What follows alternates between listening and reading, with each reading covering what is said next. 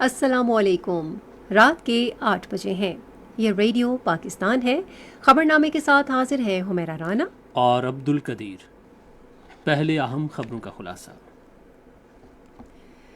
وزیراعظم نے ملک میں شمسی توانائی کے منصوبوں پر عمل درآمد تیز کرنے کی ہدایت کی ہے۔ شہباز شریف نے کہا ہے کہ ملک میں آئی ٹی برآمدات میں اضافے کے لیے فکس ٹیکس نظام متعارف کرایا جا رہا ہے۔ قومی اسمبلی کے اسپیکر نے غذائی تحفظ یقینی بنانے کے لیے جدید زرعی طریقہ کار اپنانے پر زور دیا ہے۔ یوٹیلیٹی سٹورز کارپوریشن نے ملک بھر میں وزیر اعظم ریلیف پیکج کے تحت اعانتی گھی کی قیمت میں 80 روپے فی کلو گرام کمی کی ہے۔ وزیر خارجہ نے عراقی قیادت کے ساتھ اپنی ملاقاتوں کے دوران دو طرفہ تعلقات کے تمام پہلوؤں پر تبادلہ خیال کیا ہے۔ پاکستان اور چین نے اربوں ڈالر کے تصویراتی منصوبے ML1 میں پیش رفت کا جائزہ لیا اور اس پر جلد عمل درآمد کے لیے اپنے عزم کا اعادہ کیا۔ پاکستان اور پولینڈ نے مختلف شعبوں میں باہمی تعاون بڑھانے کی خواہش کا اعادہ کیا ہے۔ امریکہ میں سکھ برادری نے 29 برس پہلے سکھوں کے خلاف آپریشن بلو سٹار کرنے پر بھارتی حکومت کے خلاف احتجاج کیا۔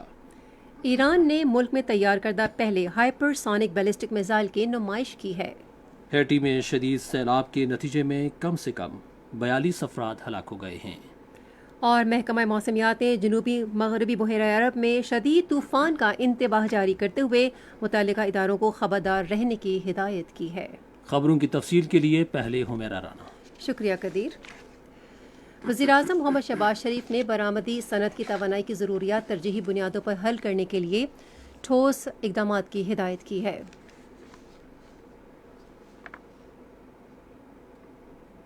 انہوں نے یہ ہدایات آج اسلام آباد میں توانائی کے شعبے کے لیے بجٹ تجاویز کے اجلاس کی صدارت کرتے ہوئے دیں۔ وزیراعظم نے توانائی کی اصلاحات کو بجٹ کا حصہ بنانے کا فیصلہ کیا۔ انہوں نے کہا کہ مہنگے درآمدی تیل پر بتدریج انحصار کم کر کے متبادل توانائی منصوبے شروع کیے جائیں۔ شہباز شریف نے آئندہ بجٹ میں ہوا اور شمسی توانائی منصوبوں کو بھی شامل کرنے کی ہدایت کی۔ انہوں نے کہا کہ لائن لاسز اور بجلی چوری پر قابو پانے کے لیے آئندہ بجٹ میں مؤثر اقدامات تجویز کیے جائیں۔ فعال ترسیلی نظام کی اہمیت اجاگر کرتے ہوئے انہوں نے کہا کہ بجلی کے ترسیلی منصوبے جلد از جلد مکمل کیے جائیں۔ انہوں نے کہا کہ لائن لاسز اور بجلی چوری کے خاتمے کے لیے ٹرانسفارمر میٹرنگ کو اگلے بجٹ کا حصہ بنایا جائے۔ وزیراعظم نے ملک میں جاری شمسی توانائی کے منصوبوں پر عمل درآمد تیز کرنے کی بھی ہدایت کی۔ وزیراعظم نے کہا کہ پن بجلی منصوبوں کی جلد تکمیل کو ترجیح دی جائے۔ اجلاس کو بتایا گیا کہ سرکاری عمارتوں کو شمسی توانائی پر منتقل کرنے کے 4 مرحلے مکمل کر لیے گئے ہیں، جس سے متعدد دفاتر شمسی توانائی پر منتقل ہو گئے ہیں۔ وزیراعظم نے کہا ہے کہ نوجوانوں کی پیشہ ورانہ تربیت حکومت کی اولین ترجیحات میں شامل ہے، جس کے لیے آئندہ بجٹ میں خاطر خواہ فنڈز مختص کیے جائیں گے۔ انہوں نے بات آج اسلام آباد میں اعلیٰ سطح کے ایک اجلاس کی صدارت کرتے ہوئے کہی، جس میں انفارمیشن ٹیکنالوجی اور ٹیلی مواصلات کے شعبوں کے لیے بجٹ تجاویز پر غور کیا گیا۔ شہباز شریف نے کہا کہ آئی ٹی کے شعبے میں نئی بجٹ تجاویز سے ملازمت کے نئے مواقع پیدا ہوں گے، جبکہ خصوصی ٹیکنالوجی زونز آئی ٹی کمپنیوں کے لیے ٹیکس مراعات یقینی بنائیں گی۔ وزیراعظم نے ٹیلی کام کے شعبے کو خوش اسلوبی سے چلانے اور ترقی دینے کے لیے مقامی سطح پر فائبر کیبل پروڈکشن کی راہ میں حائل رکاوٹیں دور کرنے کی بھی ہدایت کی۔ انہوں نے آئی ٹی کے شعبے کو اگلے سال اس کی برآمدات 4.5 ارب ڈالر تک بڑھانے کا ہدف دیا۔ اجلاس میں ملک کی آئی ٹی کی برآمدات بڑھانے کے لیے مقررہ ٹیکس نظام شروع کرنے کا فیصلہ کیا گیا ہے۔ فورم نے آئی ٹی اور جدید ٹیکنالوجی کے شعبے میں نوجوانوں کے ہنر کو ترقی دینے اور آئی ٹی کے خصوصی تربیتی زونز کے قیام کے لیے ایک خصوصی پروگرام کی بھی منظوری دی گئی۔ قومی اسمبلی کے اسپیکر راجہ پرویز اشرف نے پاکستان کے غذائی تحفظ اور اقتصادی ترقی کے لیے جدید اور پائیدار زرعی طریقے اپنانے پر زور دیا ہے۔ اسلام آباد میں کسان اتحاد کونسل کے صدر خالد محمود کھوکھر کے ساتھ ملاقات کے دوران انہوں نے کہا کہ ملک کی ترقی کے لیے زرعی شعبے میں بہتری لانے کے لیے عملی حل اور اقدامات کرنا اور کسانوں کو ان کی بہبود کو یقینی بنانا انتہائی اہم ہے۔ انسانی حقوق کے وزیر ریاض حسین پیرزادہ نے ملک کے آئین اور عالمی ذمہ داریوں کے مطابق بچوں کے حقوق کی پاسداری کے لیے پاکستان کے عزم کا اعادہ کیا۔ آج اسلام آباد میں ایک تقریب سے خطاب کرتے ہوئے انہوں نے کہا کہ بچوں کے حقوق کے بارے میں آگاہی پیدا کرنے کے لیے مختلف اقدامات کیے گئے ہیں۔ یوٹیلیٹی سٹورز کارپوریشن نے ملک بھر میں وزیراعظم ریلیف پیکج کے تحت اعانتی گھی کی قیمتوں میں 80 روپے کلو گرام کمی کی ہے۔ یوٹیلیٹی سٹورز کارپوریشن کے ترجمان کے مطابق اعانتی گھی جو پہلے 490 روپے فی کلو گرام کے حساب سے فروخت ہو رہا تھا اب 410 روپے فی کلو گرام کے حساب سے دستیاب ہوگا۔ انہوں نے کہا کہ بے نظیر انکم سپورٹ پروگرام کے تحت رجسٹرڈ کنندگان کو گھی 300 روپے فی کلو گرام سے فراہم ہوگا۔ وزیر خارجہ بلاول بھٹو زرداری نے عراق کے ساتھ دو طرفہ تجارتی حجم کو بڑھانے پر زور دیا ہے۔ بغداد میں پاکستان عراق بزنس کونسل سے خطاب کرتے ہوئے انہوں نے کہا کہ مارچ 2022 کو بغداد میں منعقد ہونے والی پاکستان کی سنگل کنٹری نمائش میں $2 کروڑ مالیت کے سودے ہوئے جو دونوں ملکوں کے درمیان کاروبار کے وسیع مواقع کو ظاہر کرتے ہیں۔ بلاول بھٹو نے 5 ترجیحی شعبوں میں تعاون اور مشترکہ سرمایہ کاری کرنے پر زور دیا جن میں آئی ٹی، غذائی تحفظ، توانائی، تعمیرات اور ادویات شامل ہیں۔ تقریب کے دوران پاکستان اور عراق ایوان صنعت و تجارت کے درمیان مفاہمت کی یادداشت پر بھی دستخط کیے گئے۔ وزیر خارجہ بلاول بھٹو زرداری نے عراق کے وزیر داخلہ عبدالامرال شماری کے ساتھ آج بغداد میں ملاقات کی۔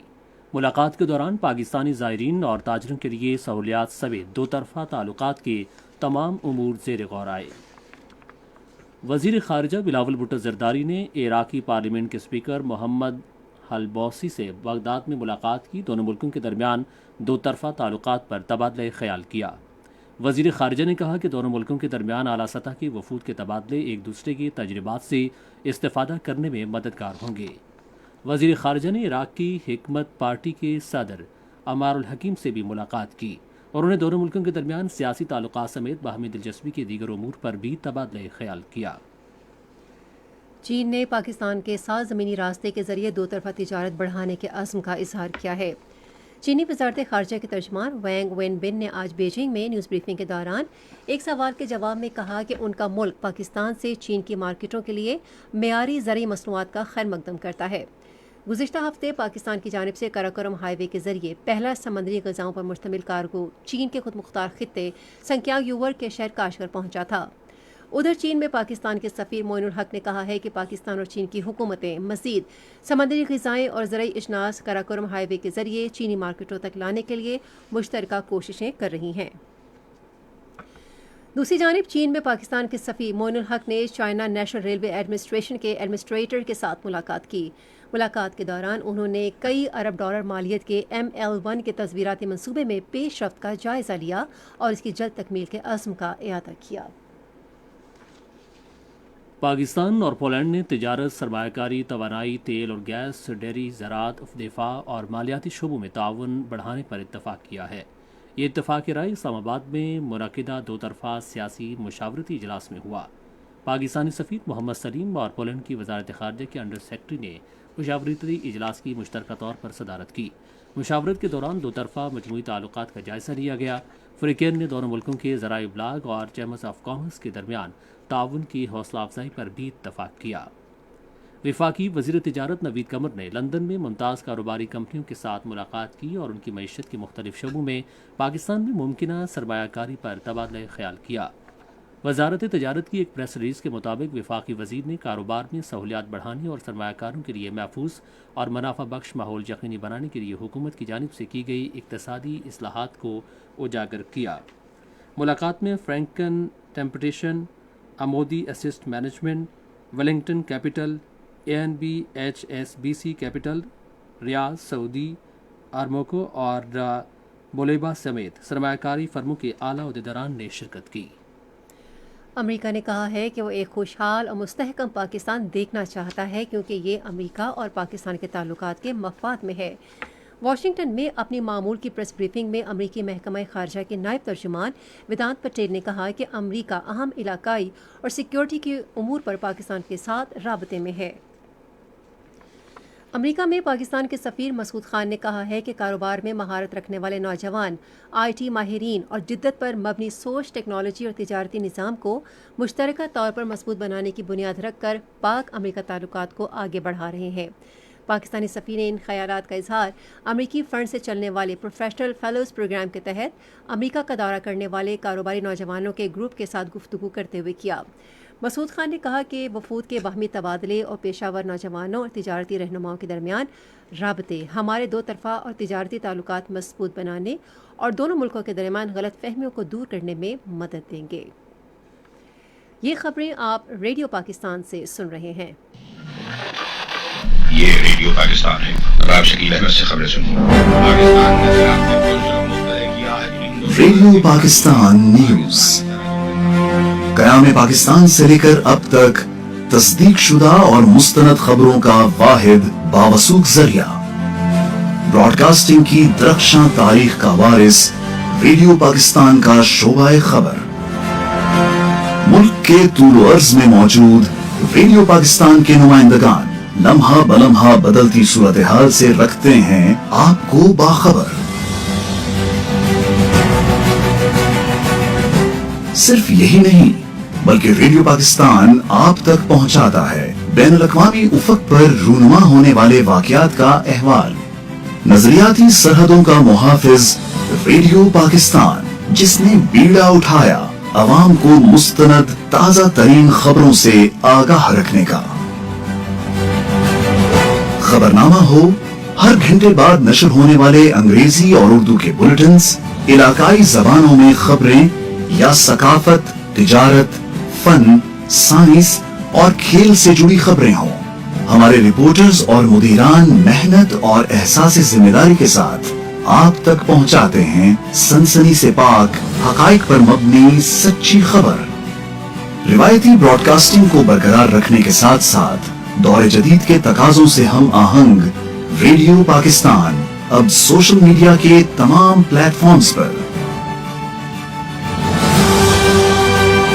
کیونکہ ریڈیو پاکستان کا شعبہ خبر امانت دار ہے عوام کی امنگوں اور جذبوں کا، اور صحیح ترجمان ہے پاکستان کا۔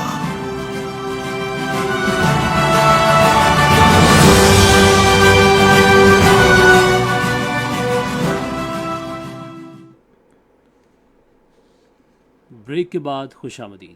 حکومت نے قومی ترقی کے لیے 5 کے نام سے نئی حکمت عملی کا اعلان کیا ہے، جس کے مطابق برآمدات پاکستان، ماحولیات، توانائی، بنیادی ڈھانچے، ایکویٹی اور خود مختار معیشت پر توجہ مرکوز کی جائے گی۔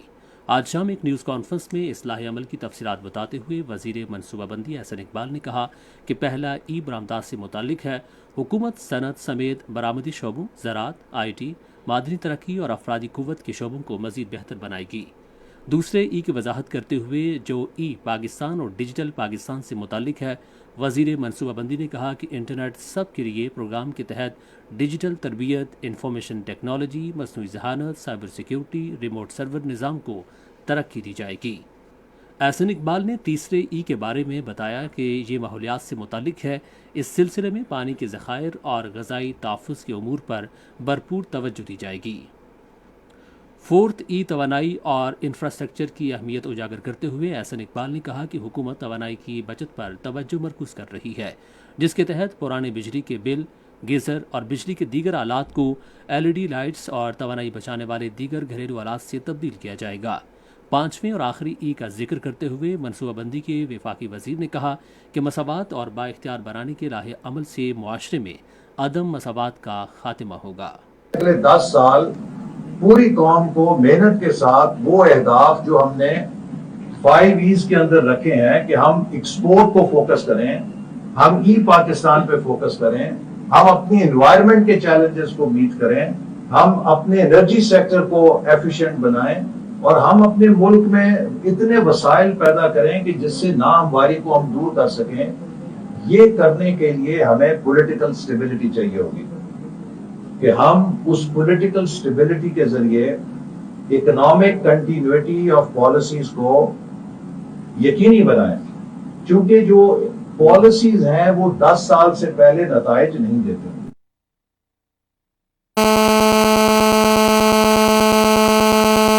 اگلے 10 سال پوری قوم کو محنت کے ساتھ وہ اہداف جو ہم نے۔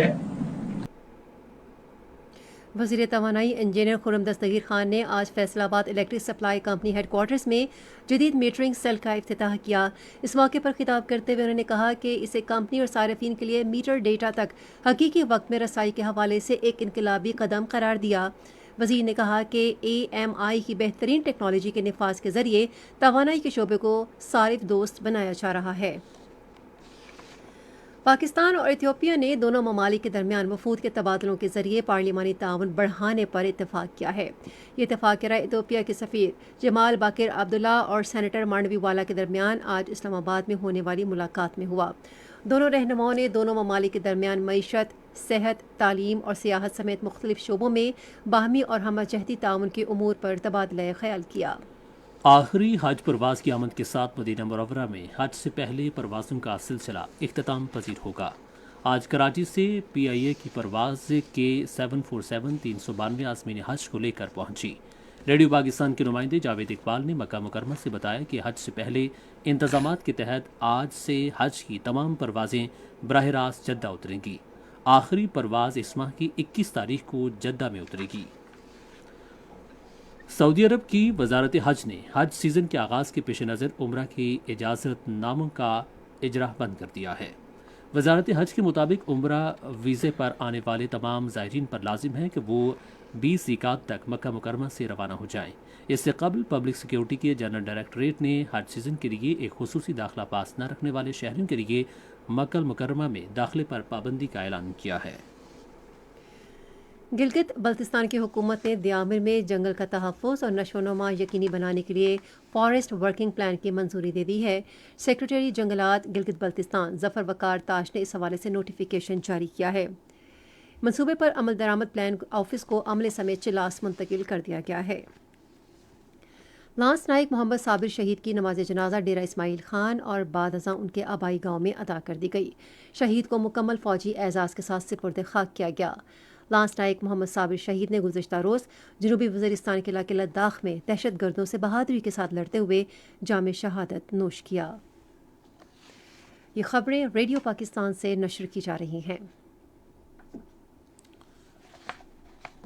وزیر داخلہ رانا ثناء اللہ نے کہا ہے کہ پاکستان اور کشمیر لازم و ملزوم ہیں۔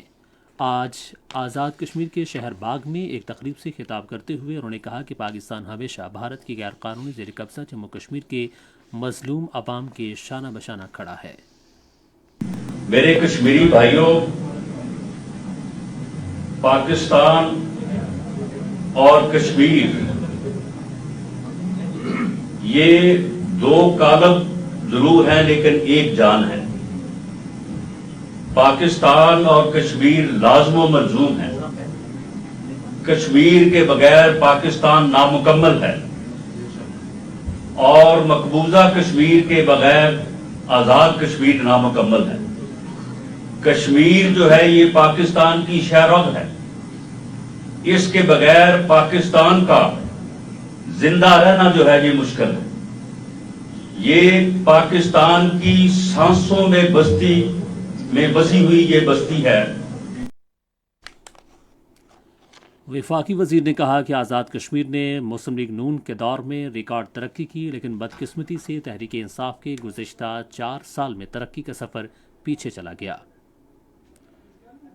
بھارت کی غیر قانونی زیر قبضہ جموں کشمیر میں آزادی پسندوں کے خاتمے اور مسلم آبادی کو ہراساں کرنے کے لیے ضلع راجوری کے مختلف علاقوں میں ولیج ڈیفنس گارڈز کے نام پر قائم کی گئی قاتل ملیشیا کو بھارتی فوج کے خصوصی کیمپوں میں جدید ہتھیاروں کی تربیت دی جا رہی ہے۔ یہ تربیتی کیمپ ضلع راجوری اور ملحقہ علاقوں میں قائم کیے گئے ہیں، جہاں خصوصی طور پر نامزد ہتھیاروں کے تربیت کار اس قاتل گروہ کو تربیت دینے کی نگرانی کر رہے ہیں۔ ولیج ڈیفنس گارڈز کو پہلے ولیج ڈیفنس کمیٹیاں کہا جاتا تھا۔ جدید رائفلوں اور شارٹ گنز کی تربیت دی جا رہی ہے جو صرف بھارتی فوج کے زیر استعمال ہیں۔ وی ڈی جے زیادہ تر آر ایس ایس اور بی جے پی جیسی ہندوتوا تنظیموں کے کارکنوں پر مشتمل ہیں۔ راجوری، پونچھ اور وادی شناب کے مکینوں نے صحافیوں سے بات کرتے ہوئے ملیشیا کے قیام پر تشویش کا اظہار کرتے ہوئے کہا کہ سابق وی ڈی سی ممبران نے 1990 کی دہائی میں سینکڑوں مسلمان نوجوانوں کو قتل کیا، مسلم املاک کو تباہ کیا اور مسلمان خواتین کی بے حرمتی کی۔ ادھر کل جماعتی حریت کانفرنس کے سینئر رہنما فضل حق قریشی نے سری نگر میں ایک بیان میں اور کل جماعتی حریت کانفرنس کی آزاد کشمیر شاخ نے اسلام آباد میں اپنے دفتر میں منعقدہ ایک اجلاس میں مرحوم حریت رہنما محمد مصدق عادل کو آج ان کی پہلی برسی پر شاندار خراج عقیدت پیش کیا۔ امریکہ میں سکھ برادری نے 29 سال قبل امرتسر میں پہلے مقدس ترین مقام گولڈن ٹیمپل میں بھارتی فوج کے آپریشن بلو سٹار کے دوران اور اس کے بعد ہزاروں سکھوں کے قتل عام کے خلاف شکاگو میں بھارتی قونصل خانے کے سامنے احتجاجی مظاہرہ کیا۔ احتجاجی مظاہرین نے متاثرین کو انصاف فراہم کرنے کا مطالبہ کیا۔ ایران نے ملک میں تیار کردہ اپنے پہلے ہائپر سونک بیلسٹک میزائل کی نمائش کی ہے۔ ایرانی خبر رساں ادارے ایرنا کے مطابق میزائل 1400 کلومیٹر تک مار کرنے کے علاوہ ہر قسم کے دفاعی حصار کو توڑنے کی صلاحیت رکھتا ہے۔ روس نے کہا ہے کہ یوکرین کو F-16 کی فراہمی سے تنازع میں مزید اضافہ ہوگا۔ روس کے وزیر خارجہ سرگئی لاوروف نے تاجکستان میں کہا کہ F-16 ایک تبدیلی کے ساتھ جوہری ہتھیار لے جانے کی صلاحیت حاصل کر سکتا ہے۔ چین اور روس نے جاپان اور مشرقی چین کے سمندر میں مشترکہ فضائی گشت کیا ہے۔ چین کی وزارت دفاع نے ایک بیان میں کہا کہ چین اور روس نے دونوں ملکوں کے درمیان سالانہ فوجی تعاون منصوبے کے مطابق مشترکہ فضائی گشت کا اہتمام کیا۔ ہیٹی میں شدید سیلاب کے نتیجے میں کم سے کم 42 افراد ہلاک اور 85 زخمی ہو گئے ہیں۔ اقوام متحدہ کے مطابق 13,300 سے زائد افراد بے گھر ہو گئے ہیں، اور کویت میں 12 سیاسی تنازعات کے بعد آج انتخابات ہوئے۔ ووٹرز طاقتور حکومت کے ساتھ ایک منتخب قانون ساز پارلیمان کے لیے 50 نشستوں کا انتخاب کریں گے۔ ریڈیو خبرنامے میں اب وقت ہوا جاتا ہے کھیل کی خبروں کا۔ پاکستان کے کپتان بابر اعظم کو ICC player of the match player of the month title کے لیے نامزد کیا گیا ہے۔ انٹرنیشنل کرکٹ کونسل نے آج اعلان کیا کہ بابر اعظم کی نامزدگی نیوزی لینڈ کے خلاف 5 میچوں کی ون ڈے سیریز کے دوران غیر متزلزل عزم کے اظہار کے بعد کی گئی ہے، جس میں پاکستان نے اپریل کے آخر میں 2 میچز، مئی کے آغاز میں مزید 2 میچ جیت کر 4-1 سے کامیابی حاصل کی۔ بنگلہ دیش کے نجم الحسن شانتو اور آئرلینڈ کے ہیری ٹیکٹر کو بھی ٹائٹل کے لیے نامزد کیا گیا ہے۔ FIH ہاکی پرو لیگ کے مردوں خواتین کے مقابلوں میں ایک نیا منی ٹورنامنٹ کل سے ہالینڈ میں شروع ہوگا۔ لیگ میں ہالینڈ، ارجنٹینا، آسٹریلیا، چین اور بھارت کے مردوں اور خواتین کی ٹیمیں شرکت کریں گی۔ فرانس اوپن ٹینس ٹورنامنٹ کے خواتین کے کوارٹر فائنل کے لیے بیلاروس کی آرائنا سابالینکا اور یوکرین کی ایلینا سویٹولینا نے کوالیفائی کر لیا ہے۔ چوتھے مرحلے میں آریانا سابالینکا نے امریکہ کی سولونا اسٹیفنس کو 7-6 اور 6-4 سے شکست دی۔ 4 راؤنڈ کے ایک اور میچ میں ایلینا سویٹولینا نے روس کی ڈاریا کستاکینا کو 6-4 اور 7-6 سے ہرا دیا۔ کوریا میں ہفتے کے روز سے شروع ہونے والی ایشین یوتھ گرلز نیٹ بال چیمپئن شپ میں پاکستان کی ٹیم کھیلے گی۔ ایشین چیمپئن شپ کی تیاری کے لیے نیشنل ویمنز پلیئرز کا تربیتی کیمپ کراچی میں PSB کوچنگ سینٹر میں جاری ہے۔ کیمپ میں 20 کھلاڑی شرکت کر رہے ہیں، جبکہ میگا ایونٹ کے لیے ٹیم کا اعلان کل کیا جائے گا۔ اور برمنگھم میں international blind sports federation world games میں شرکت کے لیے پاکستان بلائنڈ کرکٹ ٹیم کا اس ماہ کے آخر میں اعلان کیا جائے گا۔ پاکستان بلائنڈ کرکٹ کونسل کے چیئرمین سید سلطان شاہ نے APP کو بتایا کہ پاکستان 18 سے 27 اگست تک برمنگھم میں ہونے والی گیمز میں مضبوط ٹیم بھیجے گا۔ انہوں نے کہا کہ 23 کھلاڑیوں کا انتخاب کیا گیا ہے، جنہوں نے مقابلے کی تیاری کے لیے ملکی سطح پر بہترین کارکردگی کا مظاہرہ کیا ہے۔ انہوں نے مزید کہا کہ اس اہم تقریب میں پہلی مرتبہ 17 رکنی ٹیم بھیجی جائے گی۔ ہمارے پاس بہت باصلاحیت کھلاڑی موجود ہیں۔ اور اب آپ کو لیے چلتے ہیں ہم تجارت کی دنیا میں۔ پاکستان افغانستان مشترکہ ایوان صنعت و تجارت کے چیئرمین زبیر موتی والا نے افغانستان، ایران اور روس کے ساتھ مال کے بدلے مال کی تجارت شروع کرنے کی حکومت پاکستان کو سراہتے ہوئے اس اقدام کو خواب بنا حقیقت قرار دیا۔ انہوں نے کہا کہ پاکستان افغانستان مشترکہ ایوان صنعت و تجارت کی جانب سے منعقدہ اجلاسوں کے حوصلہ افزا نتائج آنا شروع ہو گئے ہیں۔ پاکستان افغانستان مشترکہ ایوان صنعت و تجارت نے فارم اور متبادل طریقہ کار کو حتمی شکل دینے تک اس دورانیے کو توسیع دینے کے لیے EIF کی شرط کے خاتمے سمیت افغانستان کے ساتھ معاشی سرگرمیوں کی سہولت دینے کے لیے متعدد اقدامات تجویز کیے تھے۔ امریکہ کی اقتصادی بحالی اور ترقیاتی سرگرمیوں کے بین الاقوامی ترقی کے ادارے نے پشاور خواتین ایوان صنعت و تجارت کے اشتراک سے آج کاروبار کا اندراج اور قواعد ضابط کے عمل درآمد کے بارے میں 2 روزہ تربیتی ورکشاپ کا انعقاد کیا۔ اس تربیتی ورکشاپ کا مقصد خواتین تاجروں اور نئے کاروبار شروع کرنے والوں کو کاروبار کے اندراج، اسے دستاویزی بنانے اور متعلقہ قواعد ضابط پر عمل درآمد کے حوالے سے سمجھ بوجھ اور معلومات میں اضافہ کرنا ہے۔ پاکستان اسٹاک ایکسچینج میں آج تیزی کا رجحان دیکھا گیا کہ SC 100 انڈیکس 255 پوائنٹس کے اضافے کے بعد مارکیٹ کے اختتام پر 41,923 پوائنٹس پر بند ہوا۔ مجموعی تجارتی حجم 240 ملین سے زائد حصص ریکارڈ کیا گیا، جبکہ کل 145 ملین سے زائد حصص کا لین دین ہوا تھا۔ آج ورلڈ کال ٹیلی کام کمپنی کے سب سے زیادہ 24 ملین سے زائد حصص کا کاروبار ہوا. آج مجموعی طور پر 331 کمپنیز کے حصص کا لین دین ہوا، جس میں سے 198 کمپنیز کے حصص کی قیمتوں میں اضافہ، 114 میں کمی، جبکہ 19 کمپنیز کے حصص کی قیمتوں میں استحکام دیکھا گیا. نیشنل بینک کے اعلان کے مطابق روپے اور دیگر غیر ملکی کرنسیوں کے درمیان شرح تبادلہ یہ رہی: امریکی ڈالر قیمت خرید 283 روپے 34 پیسے، قیمت فروخت 289 روپے 57 پیسے، پاؤنڈ اسٹرلنگ 352 روپے 55 پیسے 360 روپے 32 پیسے، یورو 304 روپے 20 پیسے 310 روپے 33 پیسے، سعودی ریال 75 روپے 50 پیسے اور قیمت فروخت 77 روپے 27 پیسے. آج کراچی میں 10 گرام سونے کی قیمت 1,95,559 روپے رہی. اور اب سنتے ہیں فن کی دنیا سے چند خبریں. قدیم گھندارا آرٹ اور کلچر پر مشتمل 3 ماہ جاری رہنے والی چین اور پاکستان کی مشترکہ نمائش بیجنگ کے پیرس میوزیم میں اپنے آخری مرحلے میں داخل ہو گئی ہے. پاکستانی اداکار سید جبران نے نئے آنے والے ڈرامے نیم میں اپنے دلچسپ کردار کی پہلی جھلک دکھائی ہے، جس کو کامیاب ڈرامہ سیریل پری ذات کے تیار کرنے والی ٹیم نے تیار کیا ہے. سید جبران نے ایک انسٹاگرام پوسٹ میں اپنے ڈرامے کا پوسٹر شیئر کیا ہے. مروہ حسین اور امیر جیلانی سیریل میں مرکزی کردار ادا کریں گے، جبکہ سید جبران کی جانب سے منفی کردار کا امکان ہے. اور مصنف زبیر احمد اپنے نئے پنجابی ناول پر کام کر رہے ہیں اور ان کا کہنا ہے کہ یہ ناول جلد مکمل ہو جائے گا اور ان کے افسانوں کے 2 مجموعے پہلے ہی شائع ہو چکے ہیں. لیے چلتے ہیں اب آپ کو ہم سائنس کی دنیا میں. اپنے بچوں کو قتل کرنے کی مجرم قرار دی جانے والی آسٹریلوی خاتون کو بالآخر انصاف مل گیا اور 20 سال قید میں رہنے کے بعد سائنسی تحقیق اور ترقی کی بدولت انہیں یہ رہائی ملی ہے. اور سامنے یہ بات آئی ہے کہ ان کے بچے جنیاتی موٹنز کے باعث موت کے منہ میں چلے گئے. کیتھرین کو سال 2003 میں اس وقت جیل کی سزا ہو گئی تھی جب انہیں اپنے 4 شیرخوار بچوں کو قتل کرنے کا مجرم ٹھہرایا گیا تھا.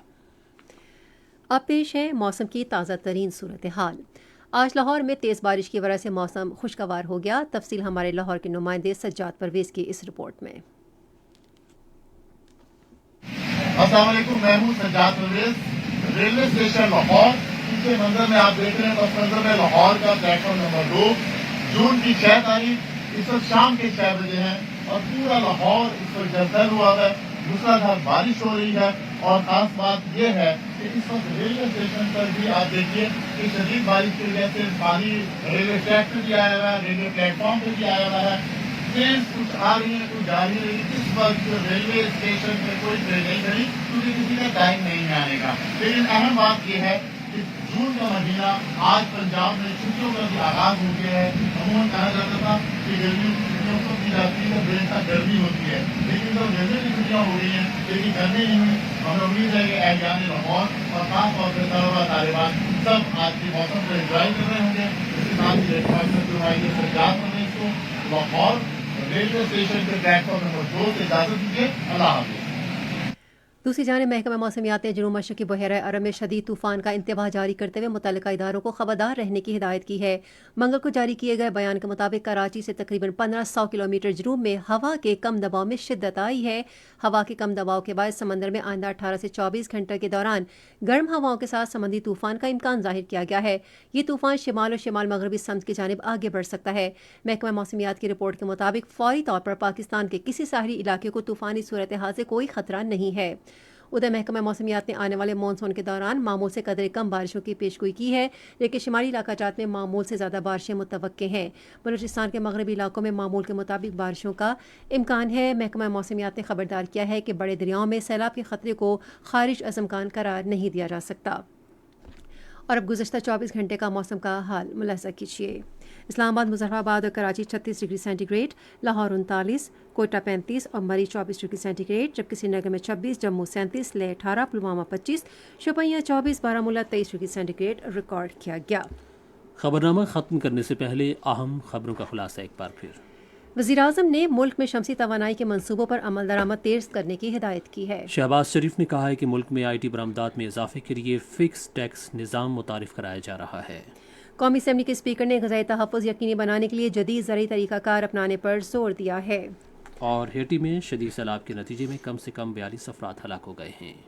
خبرنامہ آپ نے سنا. پینل انجینئر تھے محمد وسیم، سپروائزر شعبہ اردو شبنم بٹ، مدیر ہوم ڈیسک حماد کیانی، مدیر foreign desk Tariq Awan, news producer Saeed Ahmed Qureshi, مدیر اعلیٰ عبدالباسط خان، نگران اعلیٰ امان اللہ سپرا۔